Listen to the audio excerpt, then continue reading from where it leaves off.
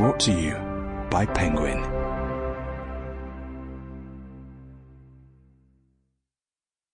The Raging 2020s by Alec Ross. Read by Alec Ross. Introduction. The first thing I do this morning is make coffee. I roll out of bed, brew a pot, and make breakfast for the kids. I'm leaving for a business trip today, so I pack my overnight bag and book a rideshare to the airport. My wife Felicity and I wrangle the kids into the car, and Felicity drops them off at school on her way to the elementary school where she teaches. As everyone starts their day, I'm passing through security. Now boarding, fasten your seatbelts, and prepare for takeoff. By 9 a.m., I'm in the air. It is an uneventful morning, but when you peel back its layers and examine the invention and ingenuity that power our daily lives, it can boggle the mind. In less than 3 hours, I went from sleeping in my bed to flying across the country, soaring thousands of feet in the air in an insulated metal tube. It is a feat of science, technology, engineering, and mathematics that humans in most previous eras would have considered something like sorcery.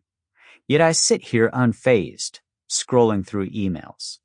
We hardly notice it, but our lives are built atop a webwork of collaboration and exchange between individuals, governments, and businesses. When it all works in concert, we end up with a kind of everyday magic, life made easier by 1,000 tricks just outside our vision. Rewind to that coffee pot, for example, or even to the water. The drinking water that pours out of my faucet and into my coffee pot is provided by a public water system built all the way back in the 1920s that ensures it is safe. The coffee I bought from Zeke's, my local roastery, cost me less than 30 cents a cup to make. The fact that I can have what was once a luxury at a favorable price every day is the result of centuries of agricultural progress, topped by free trade agreements with the Central American countries that produce the beans. Or consider all the factors that go into a simple commute. When my wife steps out the door, she drives our kids to school in a Honda designed in Japan and manufactured in Alabama on roads built by government using rules that have been refined over decades to keep everybody from driving into each other. If they do get in an accident, we can trust in the government-mandated airbags that Honda installed.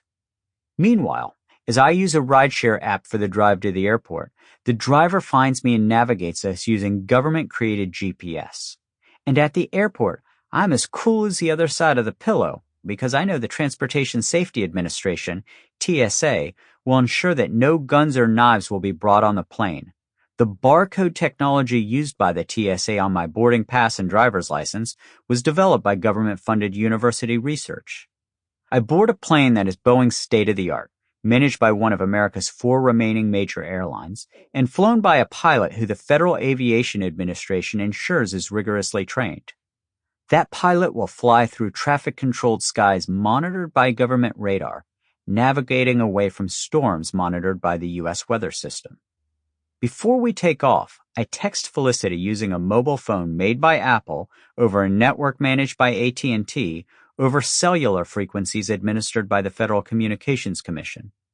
The touchscreen technology that allows me to use LinkedIn, Instagram, Otter, and half a dozen other apps on my phone before we take off was developed thanks to the CIA and America's National Science Foundation. And when I check the time, now 9:15 a.m., I know that it's accurate due to time standards set by an international body with 164 country members. This invisible, silent interplay between government, business, and citizens continues to take place all day, every day. It's a quiet equilibrium. We do not consciously sit there and think of all that goes into the delicate balance by which the government builds systems and sets standards, which enable businesses to build and sell goods, and which allow everyday individuals to chart easier and better lives. At least, ideally, that's how it should work.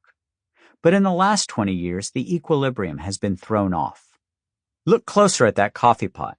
The same free trade agreements that benefit me, my local coffee roaster, and billions of workers in the developing world have provided shocks to the working class in Western developed economies. The result has been political unrest on both ends of the political spectrum in the United States and Europe. The water system built in the 1920s is crumbling. Somehow we were able to commit to Sample complete. Ready to continue?